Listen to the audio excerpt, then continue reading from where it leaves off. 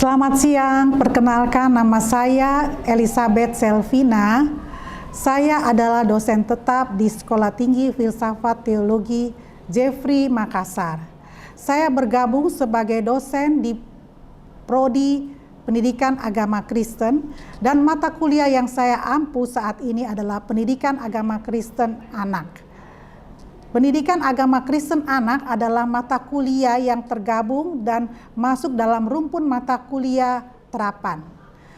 Dengan kode mata kuliah PAK 0203 dan bobot SKS adalah 2 dan diajarkan pada semester 4.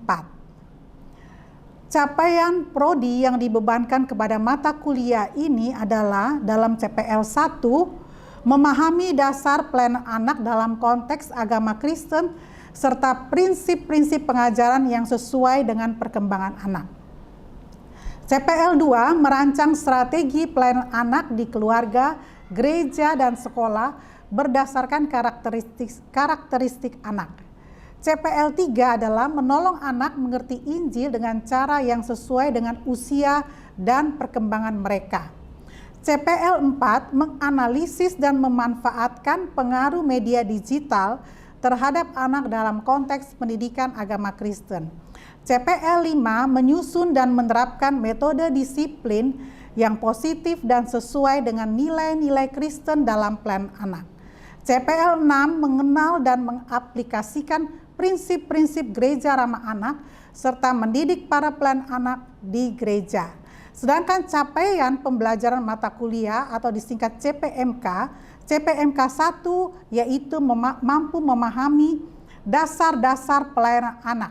CPMK 2 merancang strategi pelayanan anak di keluarga, gereja, dan sekolah berdasarkan karakteristik anak dan konteks pelayanan.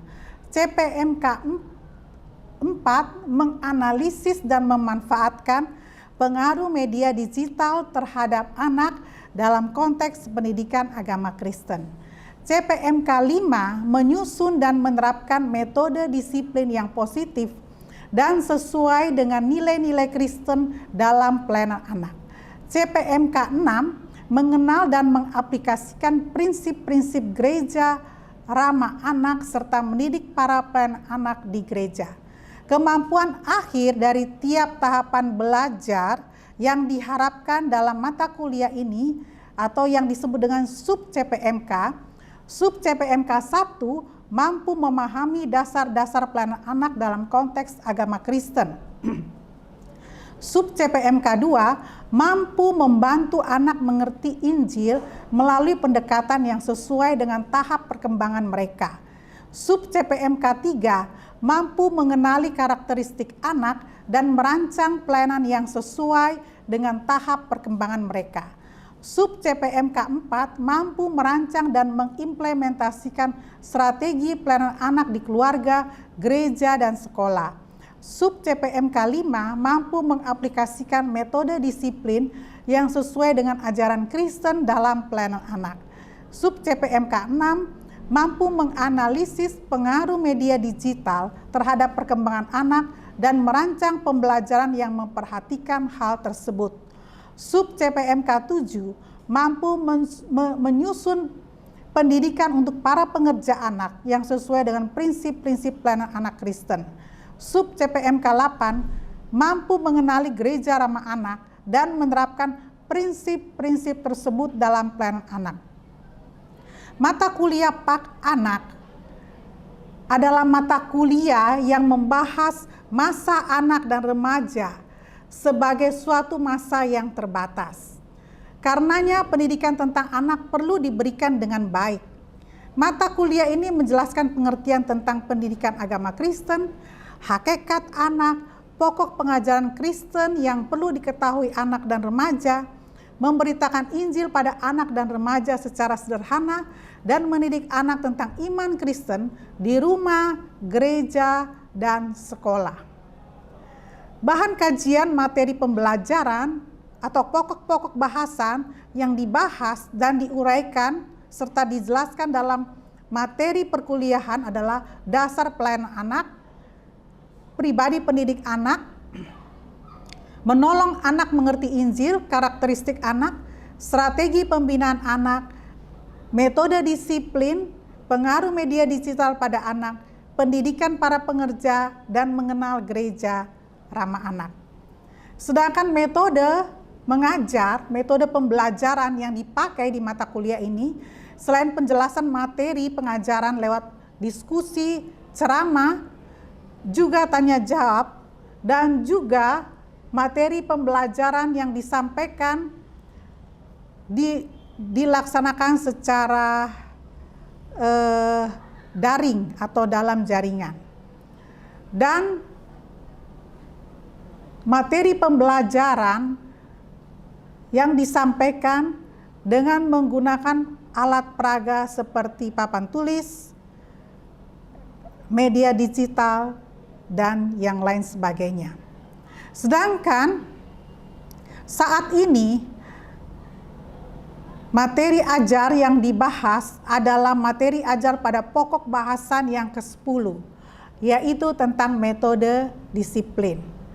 Dalam metode disiplin ini, sub CPMK yang mau diharapkan dari siswa adalah mereka mampu mengaplikasikan metode disiplin yang sesuai dengan ajaran Kristen dalam pelayanan anak.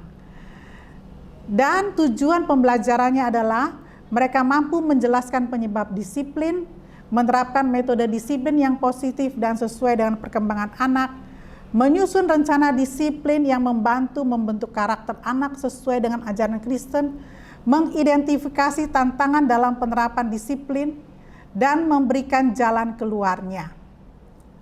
Pendidikan agama Kristen anak, mata kuliah ini berlangsung sebanyak 16 kali pertemuan, dan satu kali pertemuan itu selama 1 kali 56 menit, ya. 16 kali tatap muka dan ada 2 kali ujian, yaitu 1 kali ujian tengah semester dan 1 kali ujian akhir semester. Demikianlah penjelasan mata kuliah dari program dari Pendidikan Agama Kristen Anak. Kiranya kita semuanya bisa mendapatkan pandangan dan gambaran yang jelas tentang mata kuliah Pendidikan Agama Kristen Anak atau PAK Anak ini. Terima kasih, Tuhan memberkati. Shalom, selamat siang saudara sekalian. Apa kabar?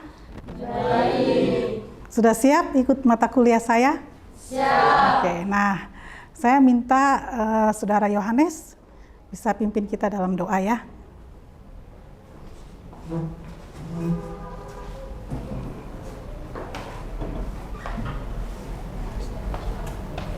Mari kita bersatu dalam doa. Terima kasih Tuhan, Engkau sudah membina menolong. Tuhan, di waktu ini kami mau pakai hanya di dalam Yesus kami telah berdoa dan mengucap syukur pada surga. Haleluya, amin. Amin. Kembalikan. Ya, terima kasih Yohanes sudah memimpin kita dalam doa. Nah, hari ini kelas kita Pendidikan Agama Kristen Anak, materi yang akan kita pelajari pada hari ini adalah metode disiplin, ya. Waktu-waktu yang lalu kita sudah belajar tentang latar belakang mengapa pentingnya pelayanan anak dan remaja. Nah, hari ini kita belajar tentang metode disiplin. Nah, saudara sekalian, saya mau tanya nih sama saudara. Sebelum kita maju kepada metode yang akan kita bicarakan, kira-kira saudara tahu nggak apa arti disiplin? Silakan Rika. Kemampuan melakukan sesuatu yang benar walaupun sulit. Oh ya, itu jadi disiplin itu adalah kemampuan untuk melakukan sesuatu yang baik atau benar walaupun sulit. Ada yang bisa kasih contoh? Contohnya. Contoh disiplin. Misalnya apa? Bangun pagi, ya betul. Tepat bangun pagi, datang tepat waktu, apalagi? Berdoa kepada Tuhan. Berdoa, setia berdoa ya, berdoa dengan teratur. Bukan hanya 3 kali berdoa. Makan pagi, makan siang, makan malam. Tapi juga ada waktu-waktu yang lain. Seperti Daniel ya. Dia berdoa 3 kali sehari di luar, makan pagi, siang, malam. Ya. Jadi akhirnya kita bisa katakan bahwa disiplin itu seperti gaya hidupnya kita ya. Gaya hidup yang bangun pagi, Saudara tahu ya, kalau tinggal di asrama, siapa di sini yang akan tinggal di asrama? Yang tinggal di asrama? Oh, hampir semuanya ya. Kita sudah tahu ya, kalau tinggal di asrama itu harus bangun pagi ya, bangun jam 5:30 ya. Nah, kita itu rasa sulit, tapi itu sesuatu yang baik dan benar. Jadi harus dilakukan bangun pagi, mendengarkan dengan penuh perhatian. Ini seperti sekarang nih. Saudara semua terima kasih ya sudah melihat kepada saya ya.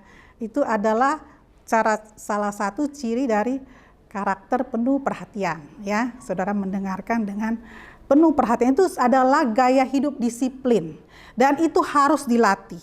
Makanya sekarang kita belajar sungguh-sungguh tentang metode disiplin karena itu adalah sesuatu yang harus dilatih dari sejak usia dini, dari sejak masih anak-anak. Makanya tujuan pelajaran kita adalah menjelaskan penyebab masalah disiplin. Apalagi anak-anak, tolong dibaca lagi.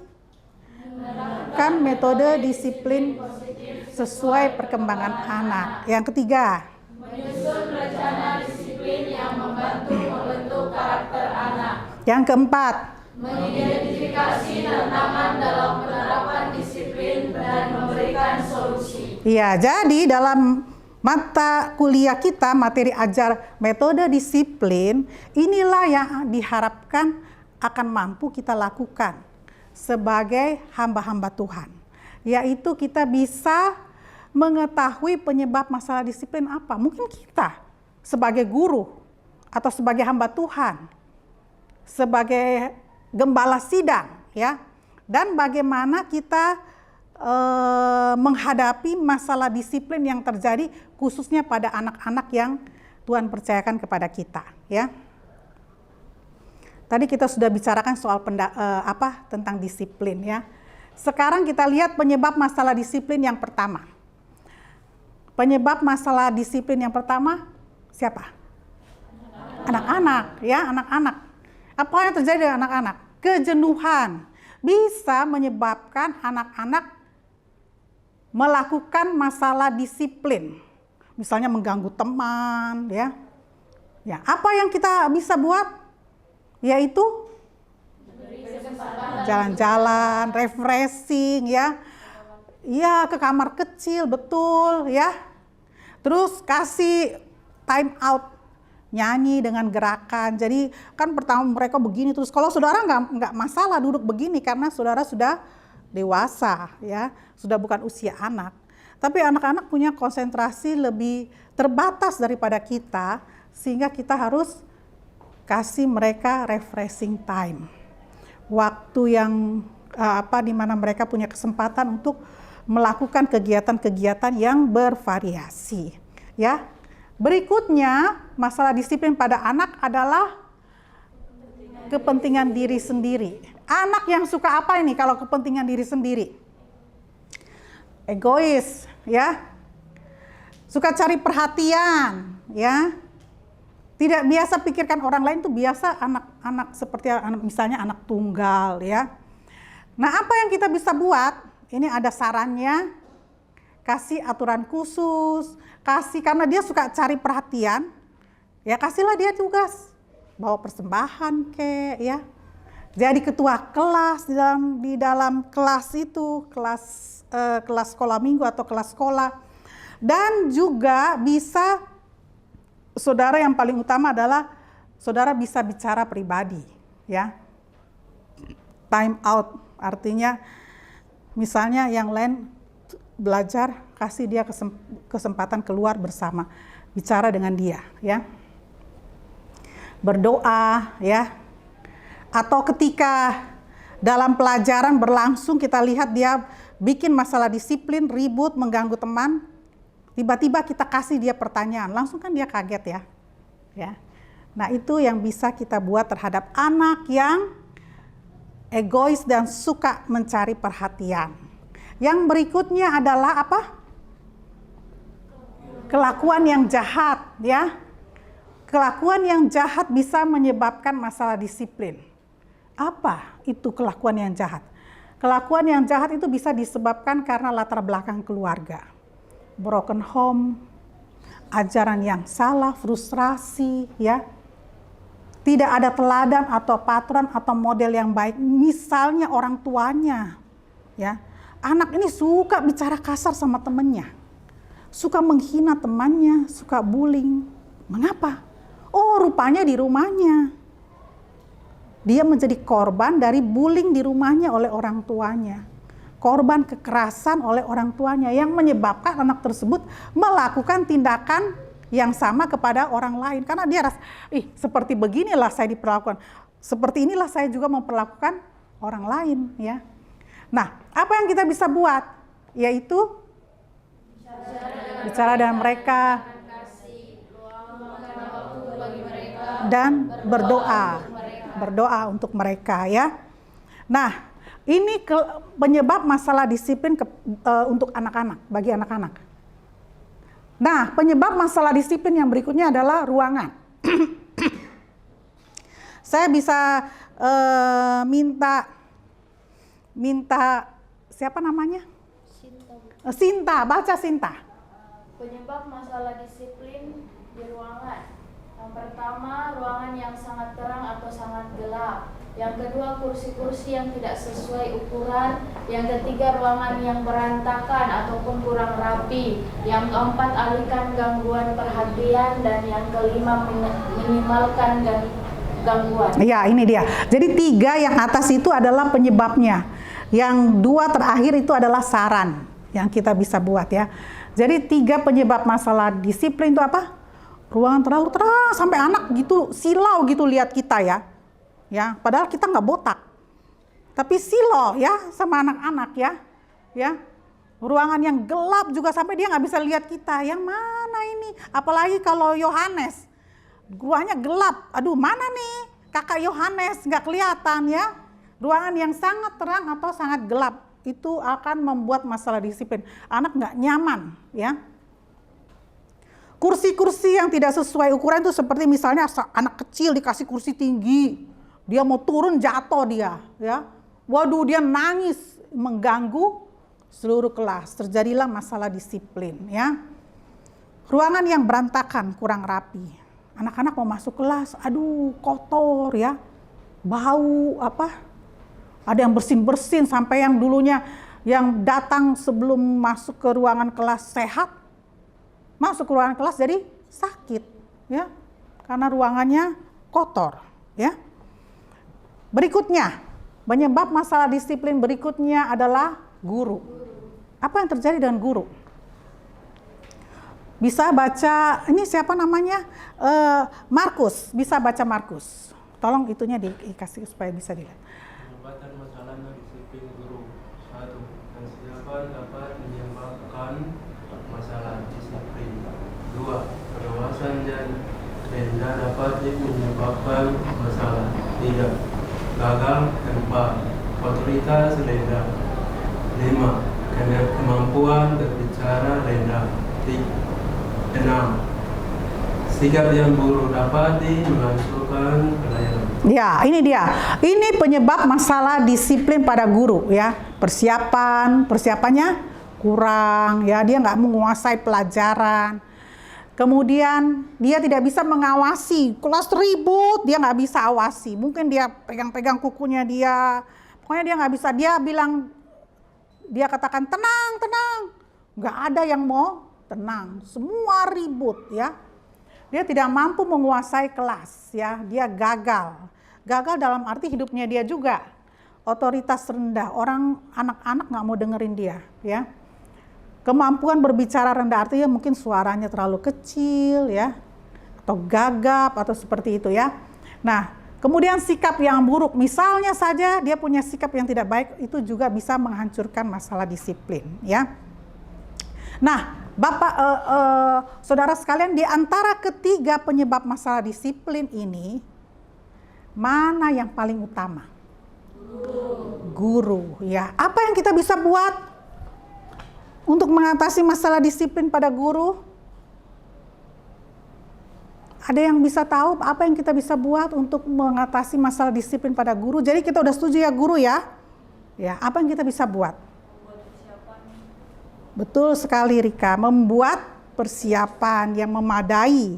Membuat persiapan yang memadai. Ada lagi yang lain? Banyak berdoa dan bergumul ya. Kenal karakteristik anak. Ya, buat persiapan yang baik, kenal karakteristik anak ya. Menyadari kebutuhan anak yang berbeda. Mengenal latar belakang anak itu bisa dicapai kalau kita melakukan perkunjungan ya.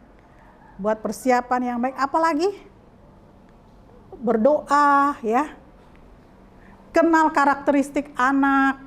Itu cara kita untuk mencegah masalah terjadi ya. Jadi kuncinya itu ada di kita. Kasih waktu untuk anak-anak ya. Buat standar yang jelas. Saudara buat aturan. Begitu saudara masuk ke dalam kelas pertama, buatlah aturan yang jelas ya. Misalnya kalau mau permisi keluar, angkat tangan. Permisi Kak, permisi Bu, permisi Pak ya, baru keluar ya. Jadi kita kasih aturan yang jelas ya. Kontrol lingkungan belajar. Introspeksi diri, ini yang paling penting, introspeksi diri kita. Apakah kita sudah mengalami pertumbuhan rohani? Apakah kita sudah menjadi model yang baik bagi murid-murid kita? Itu yang paling penting saudara ya. Introspeksi diri dalam pelayanan kita, dalam pelayanan anak dan remaja. Apakah saya sudah jadi contoh yang baik untuk murid-murid saya? Apakah saya sudah mempersiapkan diri saya dengan baik? Apakah saya sudah ada waktu khusus dengan Tuhan sehingga saya mengalami pertumbuhan rohani ya? Itu yang kita perlu perhatikan ya. Kiranya kebenaran firman Tuhan dan materi pengajaran ini dapat mempersiapkan kita sebagai guru sehingga kita dapat mengajar dengan lebih baik dan bisa menjadi berkat. Tuhan Yesus memberkati saudara sekalian di dalam pelayanan. Amin. Shalom.